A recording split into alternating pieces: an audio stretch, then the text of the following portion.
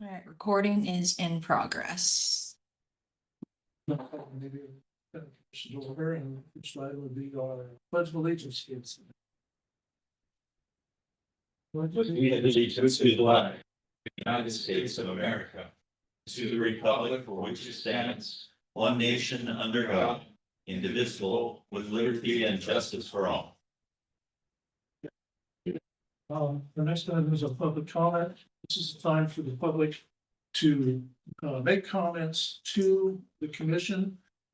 This is not an opportunity for debate or discussion. It's just time for the public to make comments to us. The rules are we start with people in the room, and there's a 3-minute time limit on comment. We ask for a 3-minute time limit on comments. So is there anybody in the room that would like to make a comment? Oh, and the only thing we ask is just state your name for the record, and if you're affiliated with the group. Can I give a copy of my statement? Yeah, I could ask so. Or just find it. Oh. Yeah. Here. I'll take care of it, don't you? Thank you, just.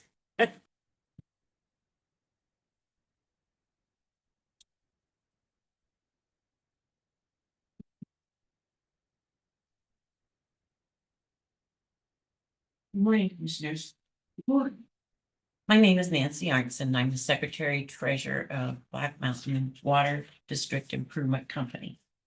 I want to follow up on my letter dated to the Commissioners October 8th, 2025, requesting a conveyance to Black Mountain Water District that I thought was going to be on today's agenda, but it's not. This request follows the 2021 professional survey identifying a 20-foot wide by 669.56 foot long strip of land between the water district's parcel and the adjacent property owner, Mr. Ray Atterbury. The survey confirmed that this strip appears to have no recorded ownership.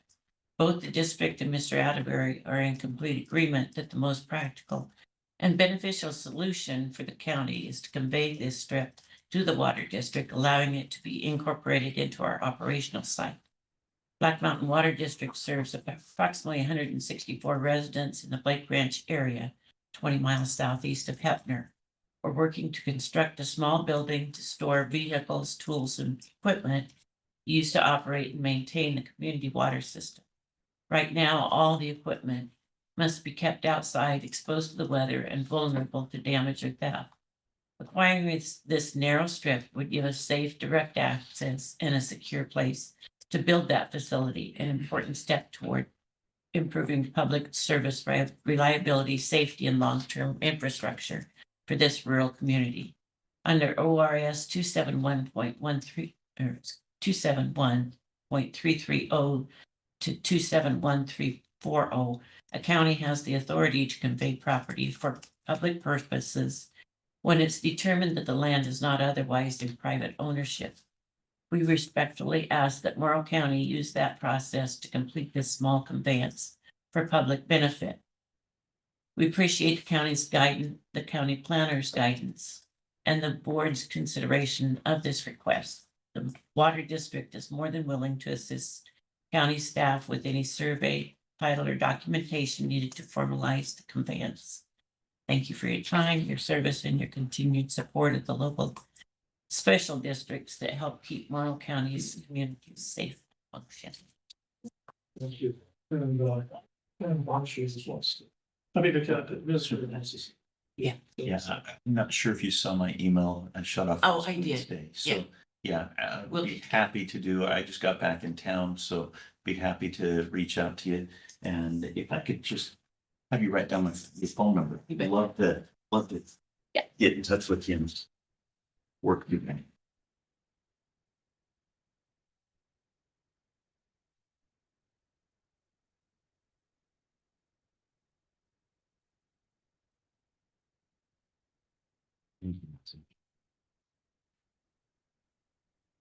Thank you. You. Anybody else in the room have a comment? Anybody on Zoom have a comment they want to make, public comment?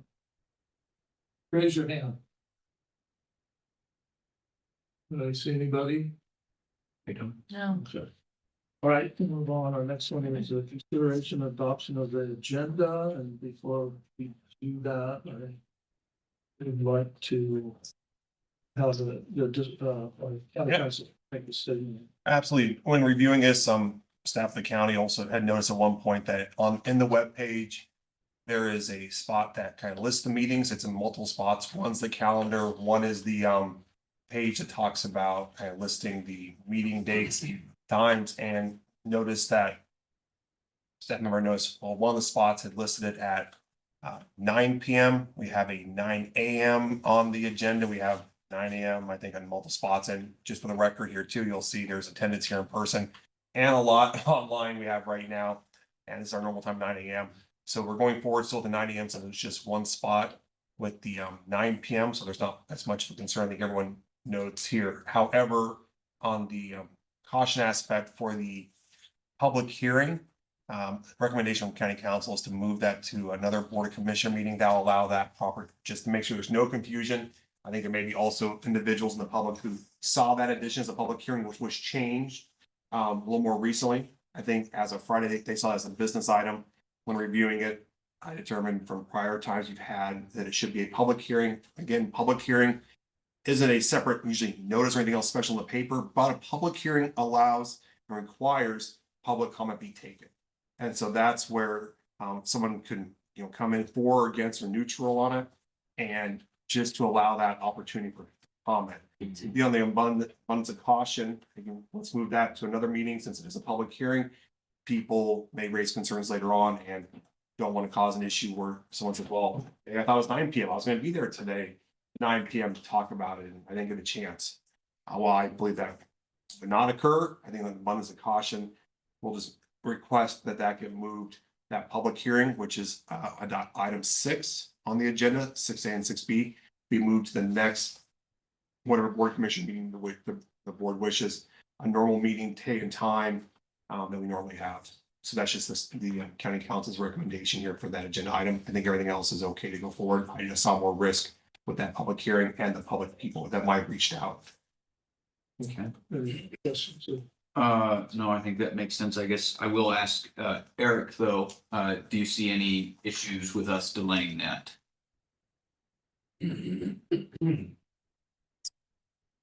No, only that request is, to be retroactive November 1st would be the only question I would have. Probably not. I don't know if it would be. I can look through and see, but normally be effective because it's affecting those individuals. Their payments already, so they're already accruing that. So I guess we can discuss it after, but I think that might be a question of being effective after. I think under the circumstances, it's fine. So, well, in that case, go for it. Sorry, one other change to propose. We don't have under department reports, we don't have a written finance department report. We do have an ERP under business items 7A. So we would just ask to strike 4A and then, of course, reallocate all the items under 6 to the 12.3.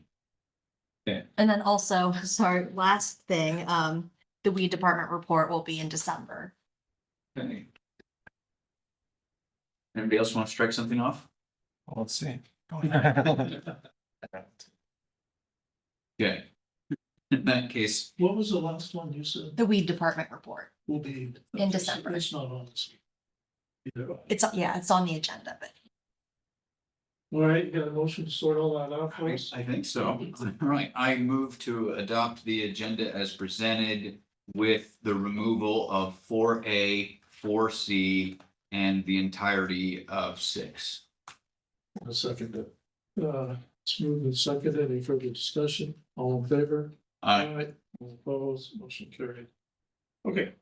That we will get into our department reports, and we'll start with our public works monthly report. Eric.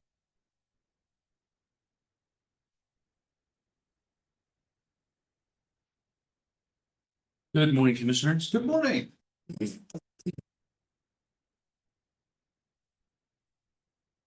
What's going on through October? The Public Works, roads, the guys have been out, same as last month. We're spending most of our time blading roads. We got good weather for it. We're hauling lots of rock. We've hauled thousands of tons already this month, or in October, and we're continuing that in November. So I'm just out all over the county blading roads. We did finish up our painting projects, up north on Frontage and Pole Line, and got the rest of our paint out for the season on the paved roads. Just a few emergency responses. We had a, pretty big windstorm, as you know, just out clearing out some trees and a few motor vehicle accidents.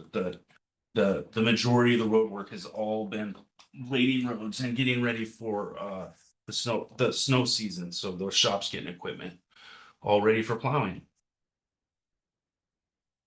On the airport, we're continuing moving through the different phases for the PAPI reconstruction project, the precision approach path indicator system that we have.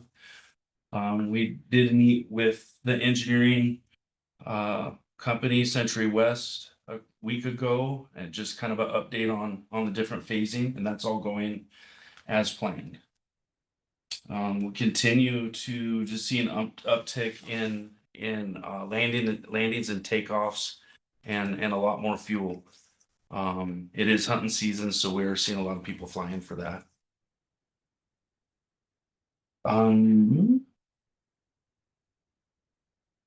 Roadside weed, just continuing to work on some overgrowth in different areas that we're going into manually cutting out. Some up north, some South County. Now that the fire danger has passed, we get the mowing group back out going. And solid waste. On October 1st, our Board of Commissioners officially approved the new solid waste fee schedule. We've been very busy training the attendants on how to use the scales, and it really helped kind of doing a mock use of the scales for the last couple of months. It was a really easy transition. And we did start using those for sale on November 1st. That's going really, really well. We did send a couple extra people to help the attendance this last weekend, just in case there was, miscommunications on routing and stuff. And we could see that we need to do a little bit more signage, but all in all, it's going really, really well. We continue to train and change as needed. We've been getting good feedback from the public too, and there's just no questions about what the fee is, which is really nice. Yes.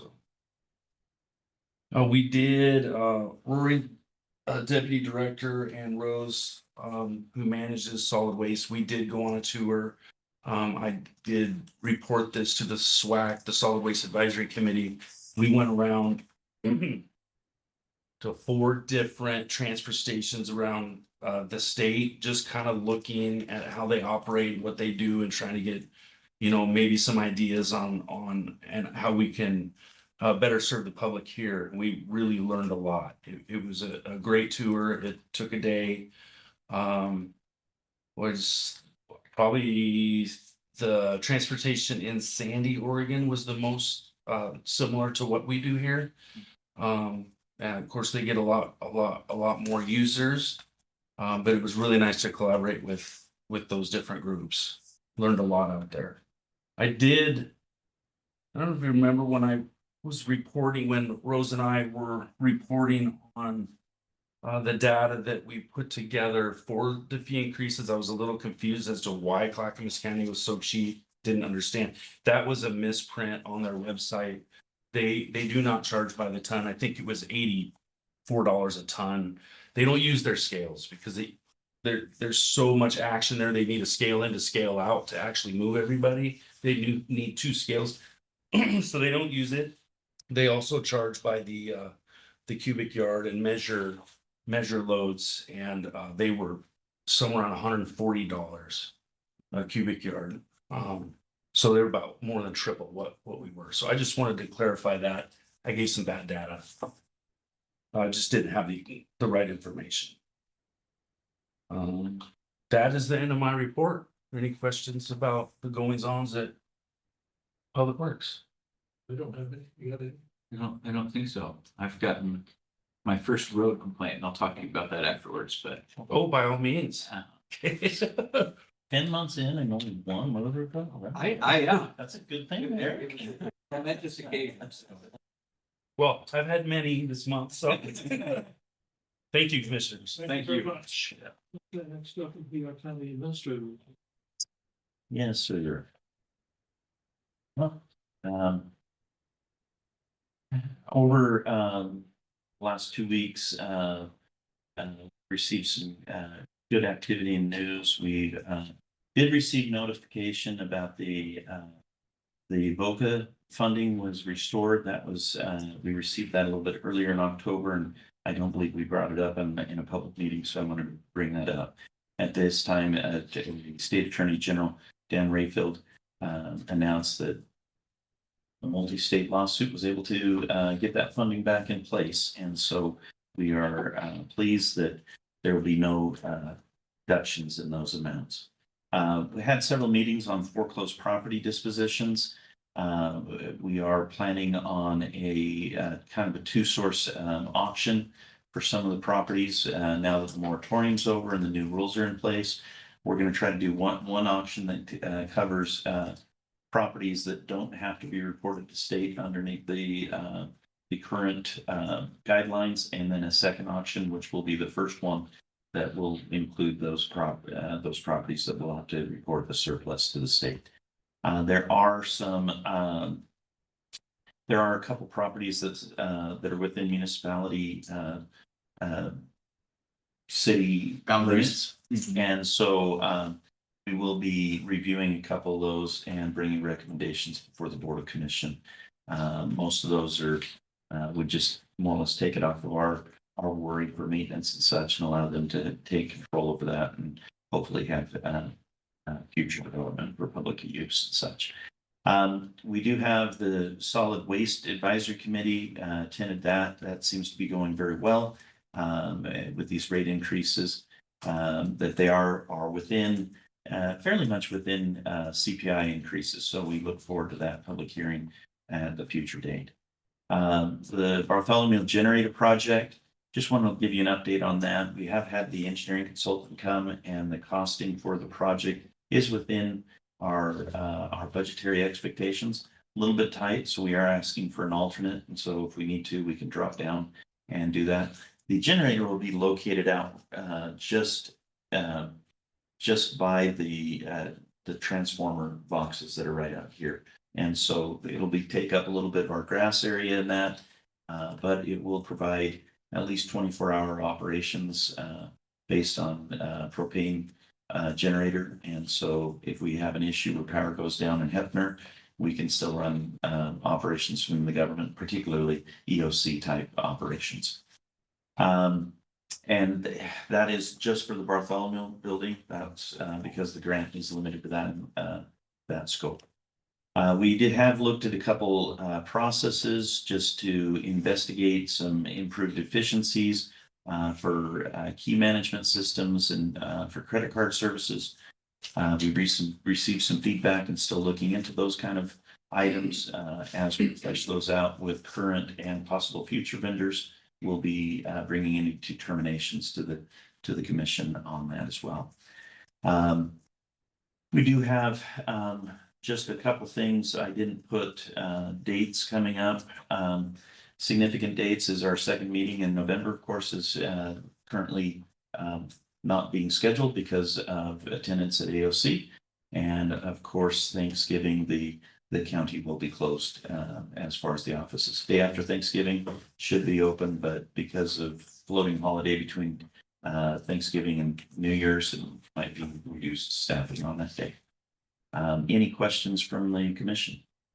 Yeah, on the foreclosed properties, could we get a list of what properties are, going to be the ones that are under the state rules and which ones will not be following that surplus requirement? Sure. We have a list by parcel numbers that I could probably get to you, but if you'd like me to put addresses on there or a little bit more description. That would be great. Okay. Yeah. And Mike's got his hand raised. So Mike, go ahead. Yeah, I have a list that I manage of all foreclosed properties. And not all of them have addresses, only improved ones do. So what I mean by improved was ones with a structure or house or building or something on them. And yeah, I'm happy to provide that list. And if any of the commissioners want to come chat, maybe look at maps or whatever, just let me know, and I'm happy to show them and discuss all the county-owned foreclosed properties. All right, thank you, Mike. I just get questions about it, so I'd like to see it. So thank you. Okay, any other questions of Matt for his report? Okay, we'll go on to the consent agenda. Did you want to pull anything out about and talk about it? No. I don't either, so I'll entertain a motion to accept the consent agenda. I move to approve the consent agenda as presented. I'll second it. Move to second to accept the consent agenda as presented. All in favor? Aye. Aye. Very. Okay, so we are on to 7A, project update, Iowa Tech. It's coming.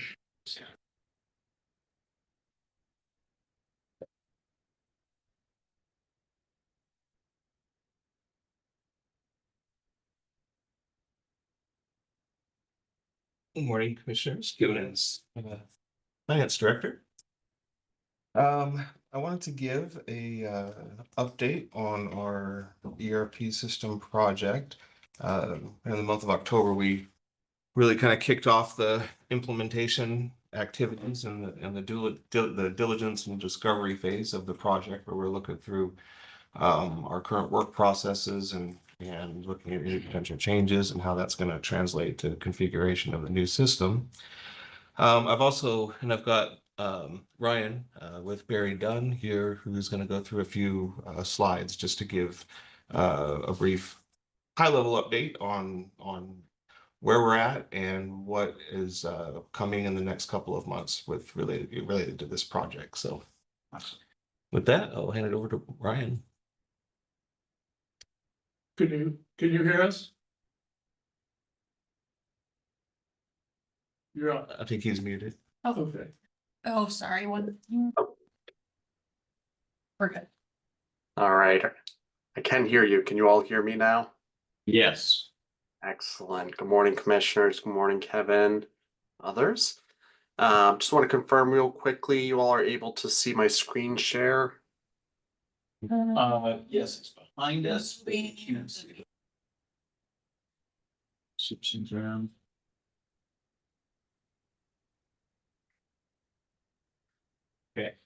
There we go. Excellent. Well, good morning, all. I'm excited to be here this morning. Thank you for allowing me to join remotely and give a quick update of where we're at in the project. Kevin hit upon some of the key points. As many of you are aware, we've made a few presentations and updates over the last several months, 6 months or so, talking a little bit about the restart to the ERP implementation process. As you all recall, the county entered into a contract with Tyler Technologies in July of this year to restart the implementation process of migrating from the existing ERP solution to a new ERP solution. So there was a process of going back and reviewing some of the initial proposals the county had received when initially evaluating marketplace options, and ultimately arrived at the decision to continue forward with Tyler Technologies for their enterprise ERP solution, or EERP. Really what this is this is the backbone of operations for county financials. It has everything from your general ledger to capital asset accounting, procure to pay functionality, as well as your management of human resources, payroll, and timekeeping as well. Just last month in October, we had the official project kickoff that really starts the implementation process as a whole. And we're excited to be where we're at today. Obviously, a lot of work ahead of us and a lot of work to get here, but thus far, it feels though there's been some great progress made, and certainly some good learning opportunities as we're entering into this phase of the project to look at how we're doing things today and how the county might be doing things in the future. One of the things that we really put a focus on heading into October and this point has been looking at the governance framework and the project structure for the project as a whole, make sure we had the right people and roles in place for this project to be successful. Looking at renewed stakeholder alignment and commitment to project success.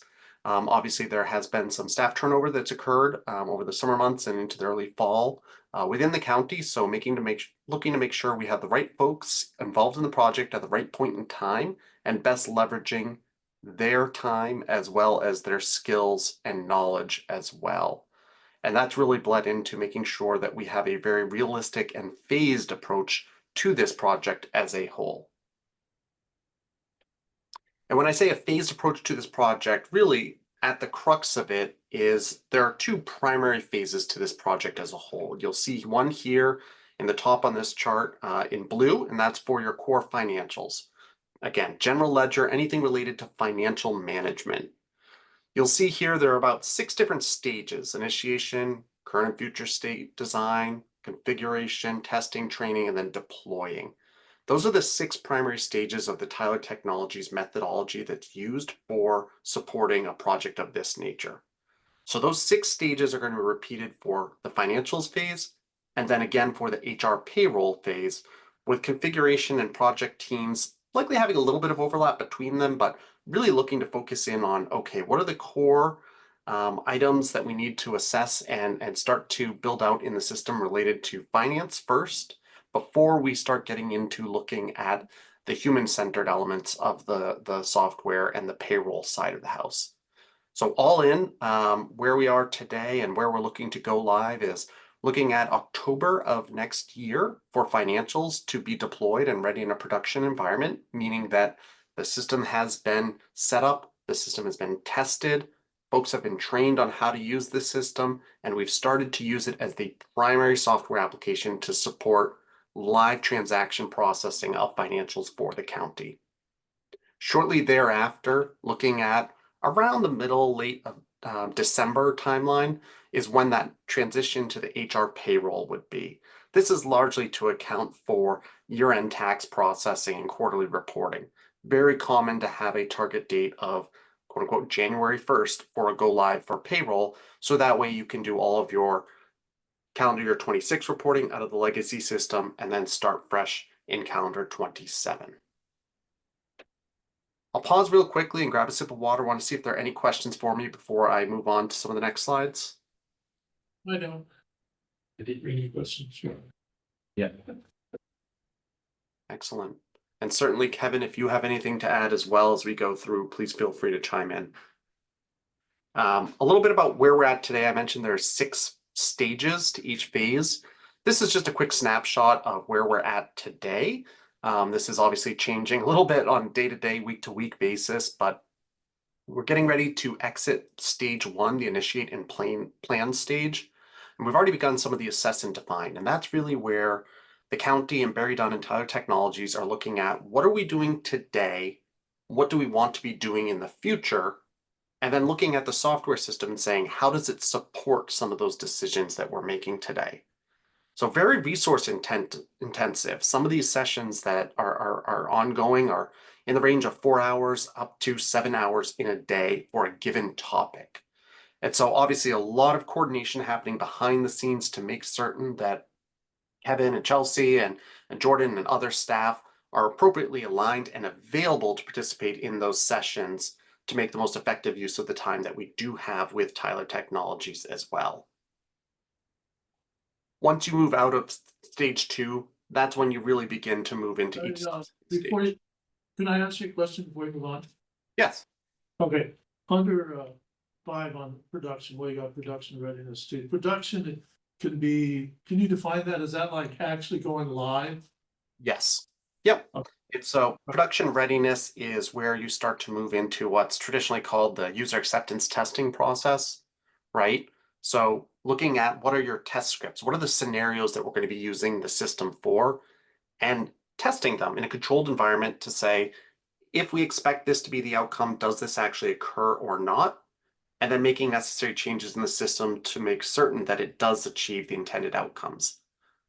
Then there's a point in time in which Barry Dunn will come in and do an independent assessment. We call it a go live readiness assessment, where we structure interviews with county staff to ask about certain things completion of deliverables from Tyler. Do we know what tasks are remaining before go live? Have we checked to make sure that all our bank files are correct? Do we have a plan for what happens on day one of go live and how we're going to support to calls or emails from staff that may have questions about logging into the system or where to find information?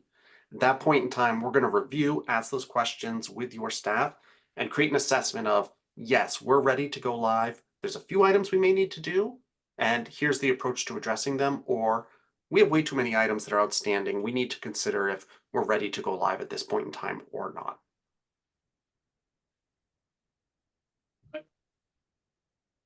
Great question.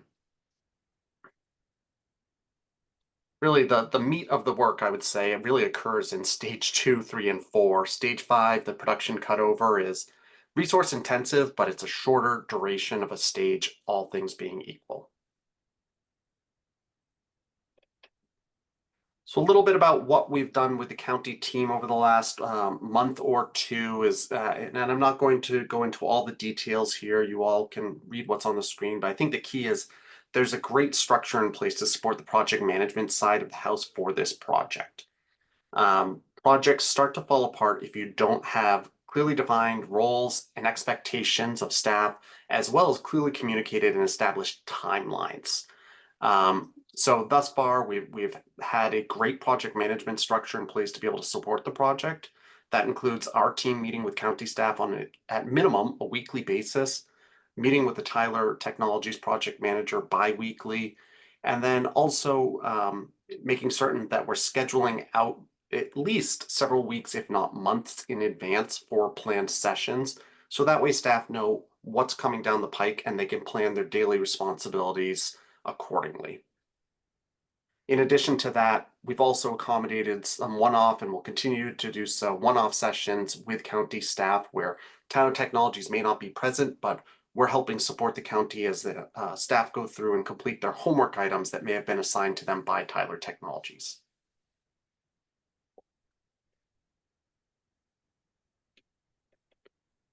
Of course, one of the elements of any good project management best practice is tracking project risks and issues. The fact that there are risks and issues is not a bad thing. Every project does have them. We went through an exercise with the county of identifying what some of the risks and issues are. And to date, we have been monitoring those on a regular basis, coming up with mitigation strategies or identifying ways to properly monitor them. For example, just competing initiatives or overlapping projects may stretch availability of resources. That's true of any project of any size or complexity in any government organization. It's something that can have a real impact on a project, but it's a risk. It has not occurred yet. It is not having an impact on the project today. But it's something we continually need to be able to monitor and keep front of mind to say, okay, we're starting to see some other items creep up and it's starting to impact staff availability. How are we going to rearrange resources to make certain we have the right commitment to the project as a whole? Brian, if I could make a comment there. I actually probably at this point, we haven't talked about this, so sorry to spring it on you, but the risk 1 and risk 2, I think, are probably elevated as a point of issues 2 and 3 at this point, just because of the short staffing that we've had in the finance department and audit and budget activities as well. So just wanted to make that clarification.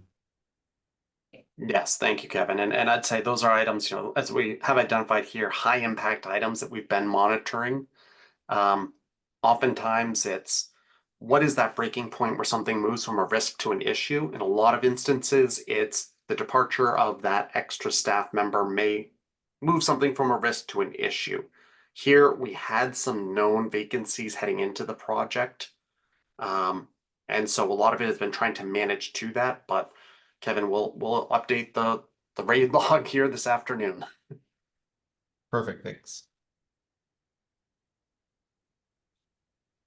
So I think at key point is to date, it has not had an impact in terms of those risks and staff availability on project reinitiation and kickoff.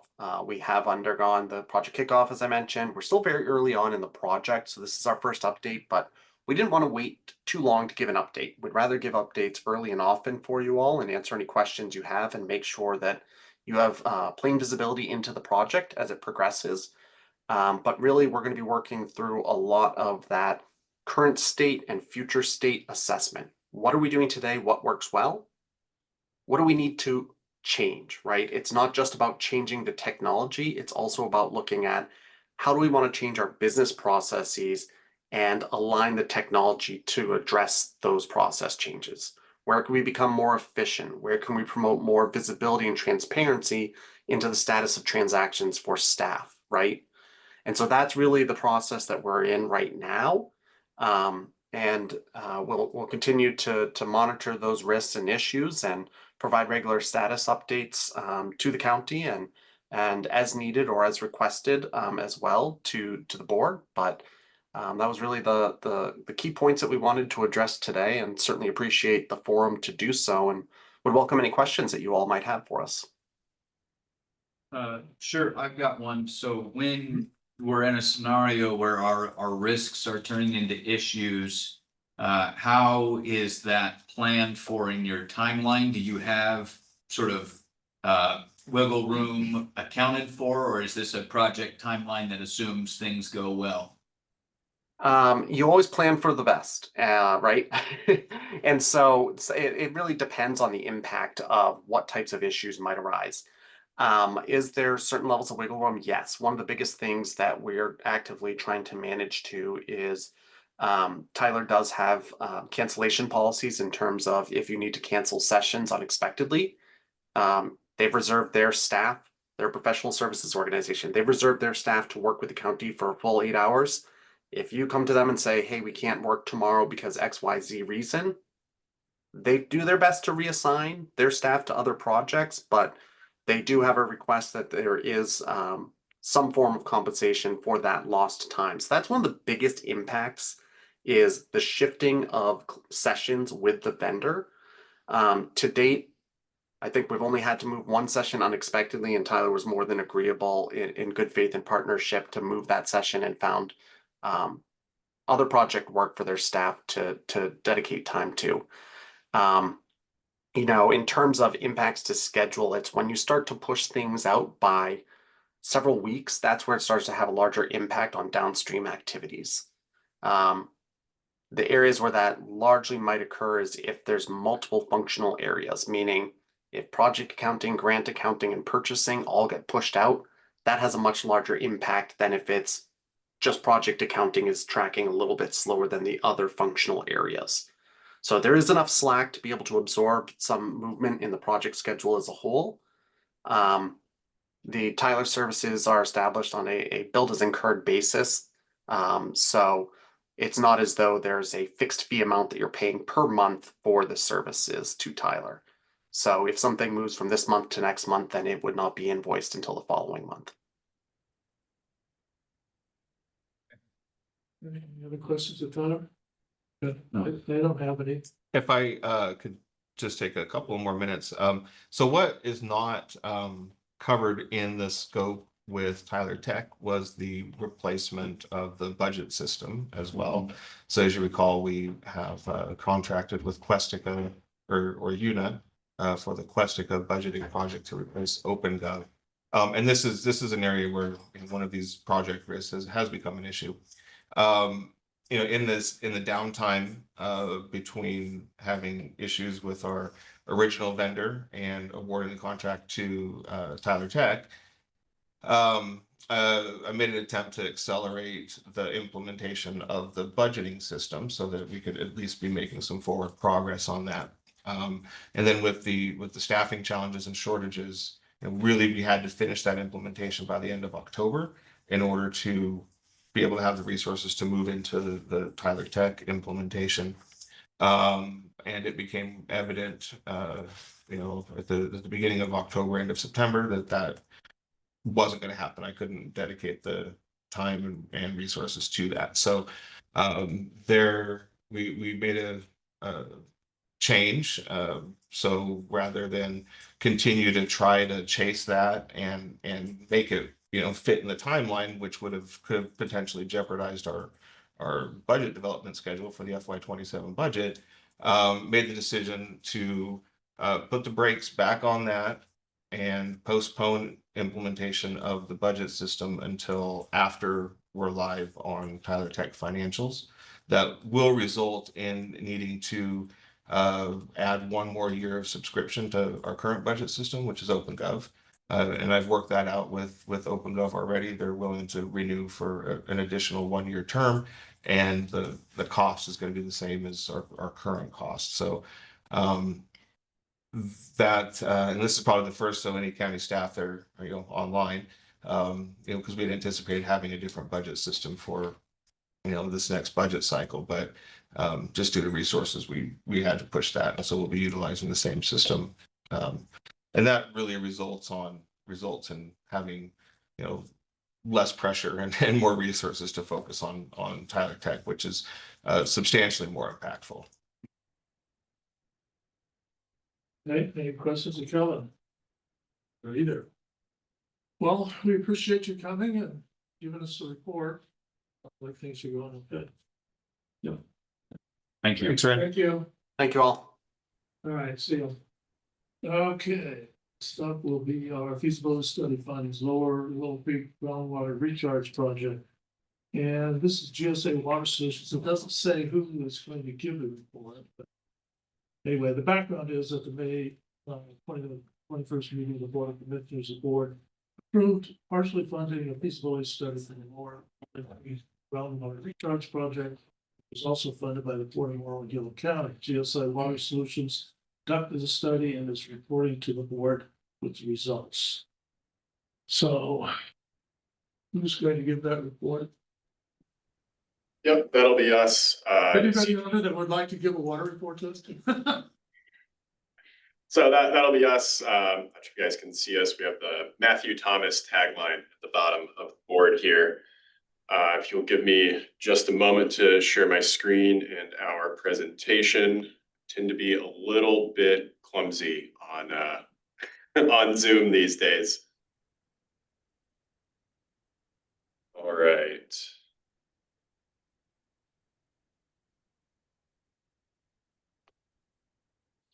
All right, can everyone see our screen?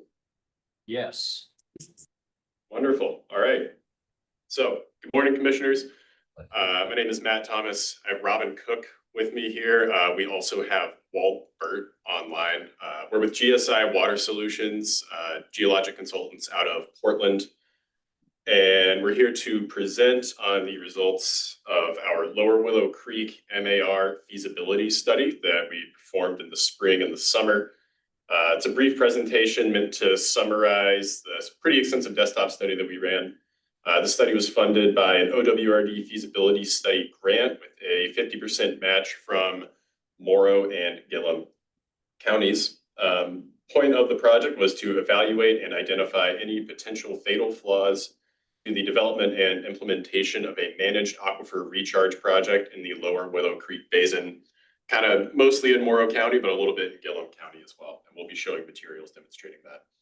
A lot of details covered here. If you have questions, let us know. But we're trying to just kind of show some of the key highlights here. All right, so project overview.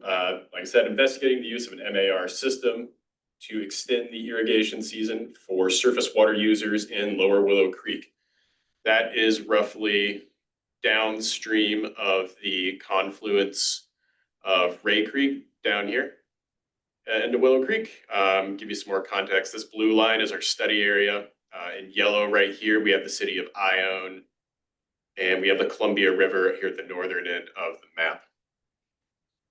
Willow Creek runs effectively dry from around mid-June through September most years, with shutoffs to surface water irrigation coming from the water master, typically coming around by mid-June. Many